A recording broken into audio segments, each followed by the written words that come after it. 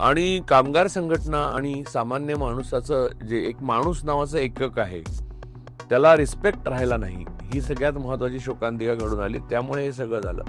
अर्थात त्याचा फायदा संघाला मिळाला, कारण संघ या प्रकारच्या माणूस नावाच्या एककाला रिस्पेक्ट न करणाऱ्या आयडियोलॉजीचा एक भाग आहे. त्यामुळे त्यांना फायदा मिळाला आणि ते शक्तिशाली झाले.